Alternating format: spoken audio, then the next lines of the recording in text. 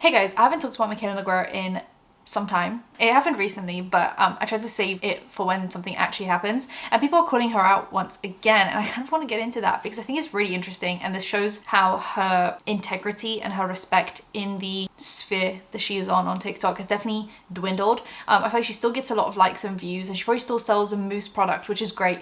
But I feel like slowly but surely her reputation on the internet is taking a nosedive. So slowly but surely, nosedive. Subscribe, hit the bell, like, comment for engagement. Let's get into it. So she recently did a video about trying a full face of products from brands that she has never heard of, or like products that she has never heard of, essentially. So just like unknown stuff to her. This is a full face of makeup I never fucking heard of. Literally, I don't know what any of this shit is.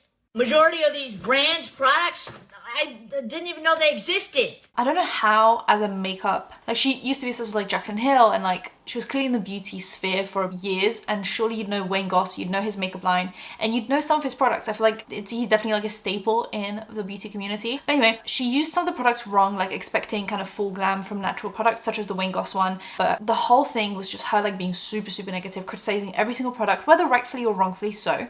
Definitely going pretty hard on them. It smells like beef jerky. Tell me why this tiny ass package, it's the size of my finger practically, was $70. It's a foundation illuminator. Wait, what? It says used to highlight, brighten, and add a natural glow, but I feel like it didn't do shit. Honestly, I'm kind of disappointed in the priming products. I mean, I need to be impressed by at least one product. Okay, let's see what this looks like on the skin. I don't like it.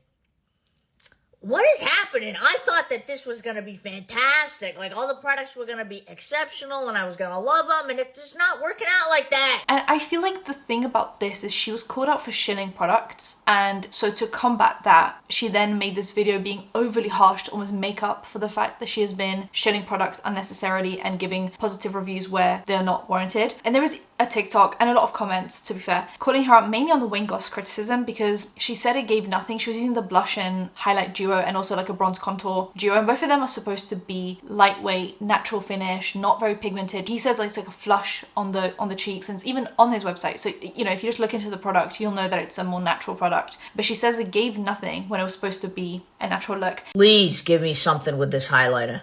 Give me something. Oh, it's really not giving me anything.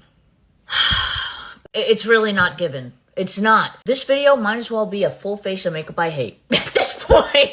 And there is a TikTok that a girl filmed about this whole thing, and she was like, you know, if you're in the beauty community, you know who Wayne Goss is. He's a staple in the industry. His makeup and artistry is very natural, flushed, like beautiful skin-like. And obviously she's a full glam girly, so it just doesn't make sense that she would then try to review it from the perspective of a full glam girly. Like, either do a natural look or don't review the product at all. And people are saying like this was just an unnecessary way of her being like, see, I do negatively review stuff. I don't always shill products. But in that, she then ended up trashing products unnecessarily. Now, she did turn off the comments on this video because people were upset, but it kind of does feel like she wants to be the new Jeffree Star. Like, Jeffree Star used to do reviews that were like real, and he was considered like a real one in the industry, and would criticize when need be and then support when need be, I guess. Like, that's one thing you can say about Jeffree Star, I guess. But then in this case, it's like she will shill for money 10 TikToks in a row and then do this really one harsh video and think that it makes up for the shilling of the product this whole time. Now, I do wonder if like 2 months down the line, she'll get sponsored by one of these brands and end up being like, oh my god, this is the best product I've ever used, when literally 2 months ago you made this video trashing the product. Because she's done that with Essence before, she's done it with Charlotte Tilbury before.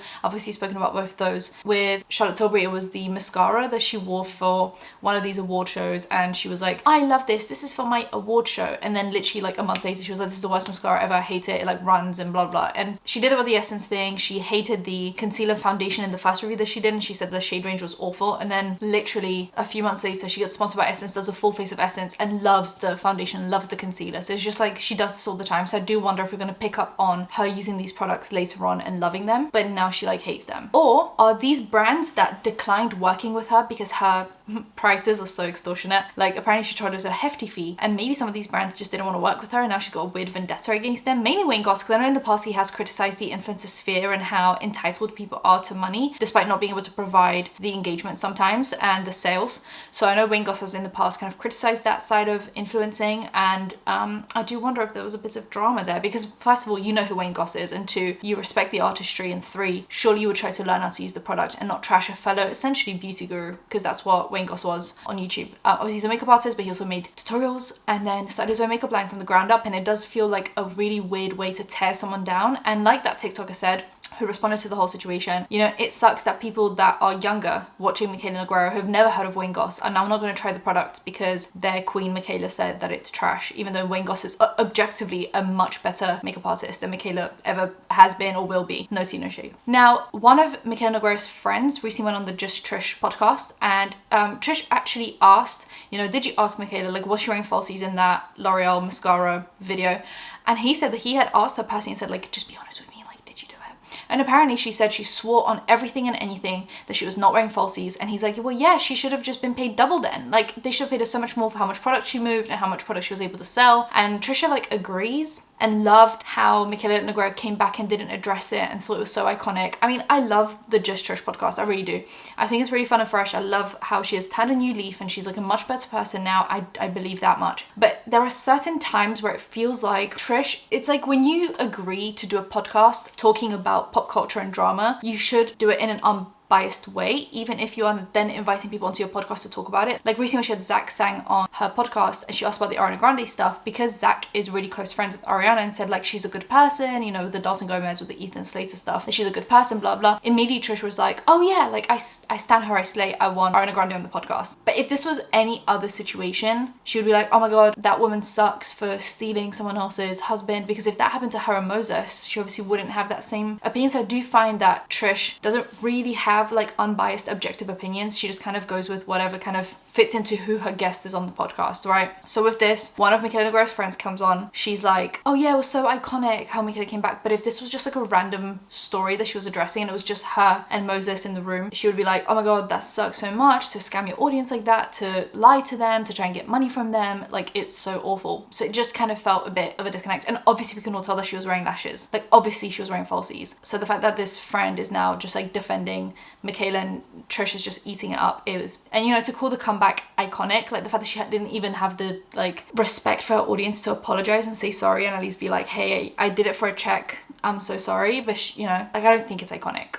And I think we should definitely side-eye Trish for this. Because if Trish was to sell any product now, I'd be a bit like, well, you thought Mikayla scamming her audience and coming back to not even say sorry was iconic, so, you know. And the thing is, Mikayla Nogueira has been supporting James Charles too, and mainly recently, so I'm going to talk about that. So she obviously invited him to her wedding, which, like, your wedding should be a personal time where you invite the people that you love the most, but to her, I guess it was an influencer party. So she invited James Charles, which is great. She also used his paints for her Streamy's makeup look, even though she did ask, should I review the painted products on my TikTok, and everyone said no, so she didn't, but then she used them in her Streamy's makeup look. But then recently she just decided to review his new eyeshadow palette and, you know, give a glowing review. And this is just, to me, one, she loves just like allegedly scamming her audience, full of undisclosed sponsorships, fake reviews, no integrity, support a predator. I'm so done with Mikayla Nogueira. Honestly, if you still support Mikayla Nogueira, you deserve to be scammed. Did I say that? I'm trying to be nice. I just think at some point it's like you have to look at the pattern of behavior, and if you continue to support Mikayla and you continue to buy into products that she is selling or promoting, then at some point I have to stop feeling bad, because we've seen this, it's a pattern of behavior and I keep on telling everyone about it. And if you're still buying her products and then you're getting scammed or something's not working out the way it should be, then I don't know how to help anymore. And she's just not a great person, in my opinion. So that's it for today. Subscribe to the bell icon for engagement. I'll see you guys in my next one. Bye guys.